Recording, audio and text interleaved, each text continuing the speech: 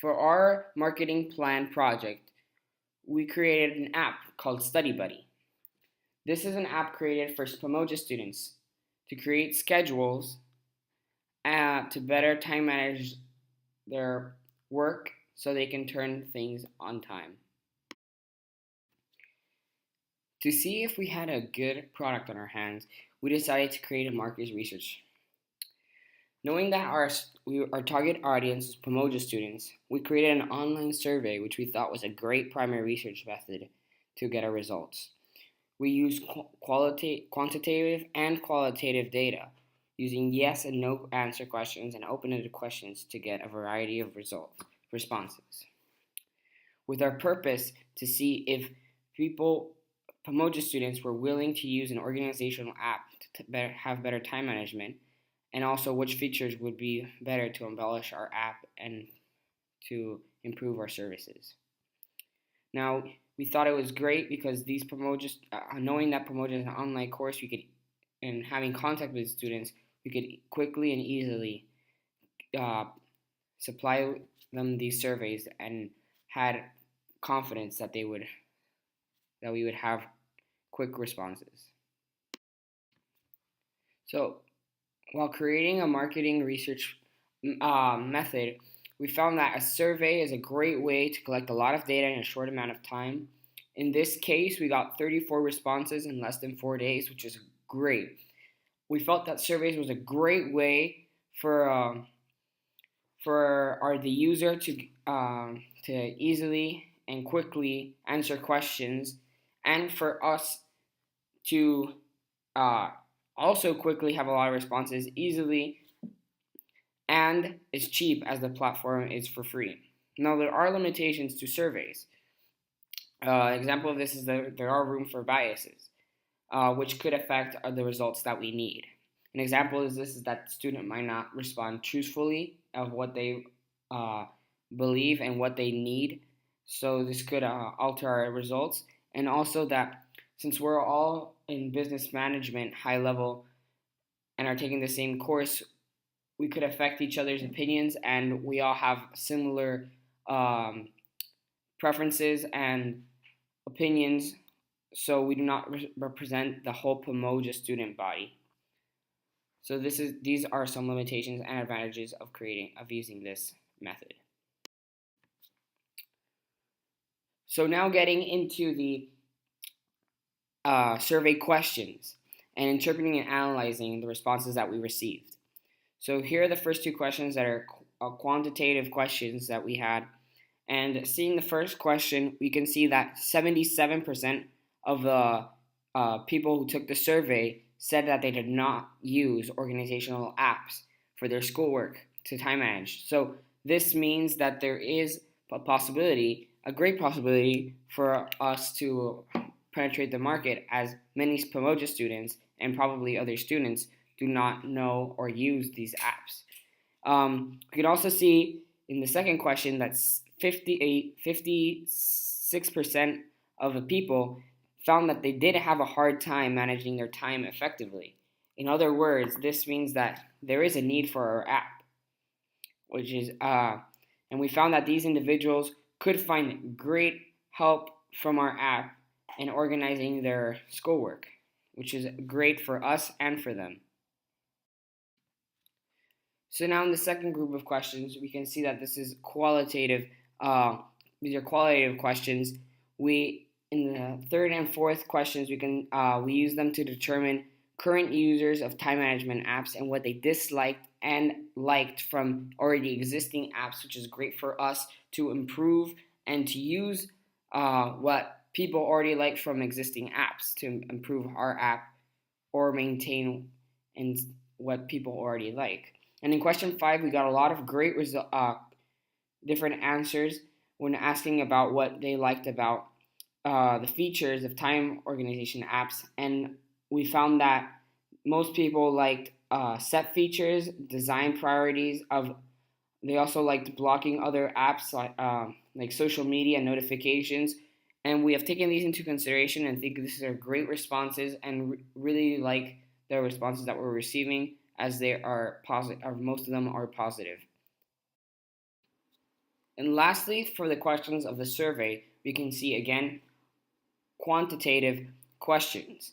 Now we can see on the question to the left that 59% of students who took the survey said that they would not pay for an organizational app. Now, 23.5 said that there was a chance that they could, and 20% said that they would pay for an organizational app. Now, this is a great way for us to know what is the best way for our app to be profitable, and had to and actually didn't think that so many people would not say that they wouldn't pay for the app, as it is a very important tool. But this is great, as we can now see that our target audience thinks differently from us, and we must adapt to them.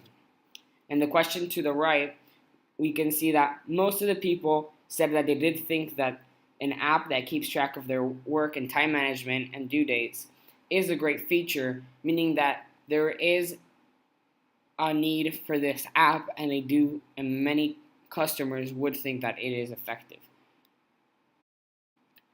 So now after receiving marketing research, we moved on to our marketing objectives, and we had 5 marketing objectives: specific, measurable, achievable, realistic, and timed. So in specific marketing objectives, we had 2 main ones: what features our app would have, and also creating an advertisement that would help market our product. And our measurable marketing objective was the amount of people who would answer our survey, and our goal was 30 responses, which was great as we received 34, and this surpassed our measurable marketing objective. Our achievable objective was to analyze the 7 graphs that we collected from the previous survey, as you can see that we analyzed above. And then a realistic marketing objective that we used was that we knew that not all of the Pomoja students were going to be able to respond to our survey, meaning that we wouldn't have all the information and responses and opinions of our target audience. And lastly, the time period is a marketing objective, and we researched for this marketing project research for the last about 5 weeks. So we do feel that we managed to create and achieve marketing objectives. So now onto the marketing mix description. Here we can see the 7 P's and the 7 P's. Yeah. So our first P is product. Our target audience customer, being a Pomoja student and needing these services, are most likely in between 14 and 18 years old, and they can be through any social group that can access the app through a device of an iOS or Android phone.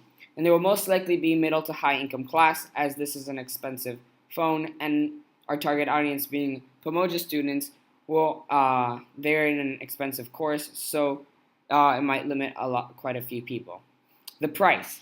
The app will be free of charge, yet we will be charging companies to place their ads into our apps, promoting their product and giving us in exchange a certain amount of money per ad seen.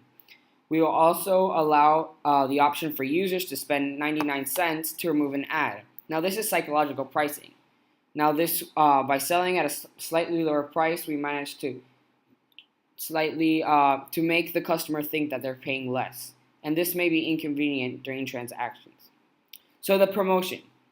We'll be using above-the-line promotions, since we will be using media platforms such as Instagram, YouTube, Snapchat, and Facebook to communicate and promote our product. We'll be using our app will be found in the App Store and Google Play, which can be found on iOS and Android devices, and there is one intermediary. People, physical evidence, and process. So our service will be organization/time management, which will be provided through our app, and our physical offices will monitor the app. And lastly, since our money transaction, there will be a money transaction to remove the ads for 99 cents. This will be done through e-commerce. So now for Study Buddy, we created a logo, which you can see on the and an advertisement, which you can see to the right. While creating our poster and our advertisement, we used colors that would grab the audience attention, in this case teenagers, used vibrant colors like blue, light blue background, and white text that would really pop out to the customer. Now, the benefits of this advertising is we would save costs as we'd use platforms, we'd use the internet as a platform and is a less expensive way to advertise, unlike another example would be television advertisements. The internet is a great way to reach a wide reach of customers and is really good for our advertisement and is designed for this. The speed of the internet can let our product be widely be received by our wide audience in a short amount of time, being a great benefit as billions of people could see it, potentially. But there are limitations from using only the internet as our only source of advertising. There is accessibility problems with regions that have no internet that could miss our ongoing promotional campaign, and the possibility of this pop-out advertising being a distraction and annoying for customers and not wanting to buy our product. So now our recommendation is to create a successful app. So to take our marketing research project a step further, we decided that a great way to advertise Study Buddy is throughout social media, so that high school students will know that our product exists and start downloading it and utilizing it, which will help them and us. We decided to give customers the first month free, as we wanted them to have a good initial experience, and will then after that time expires, they will have the option to pay 99 cents to remove apps.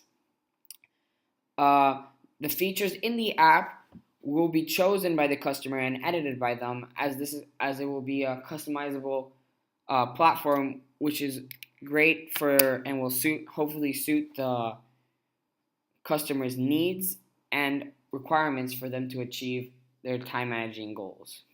And lastly, if the customers do not want to pay $99 per month, since our app is free, they could continue using the apps, but will not utilize and will not have the privileges that the people paying will have. We thought that this presentation was really interesting. It was a lot of fun, and the freedom for us to create our own project was really nice, since we haven't had other projects like this and would hope to have more in the future. Thank you for listening to this presentation.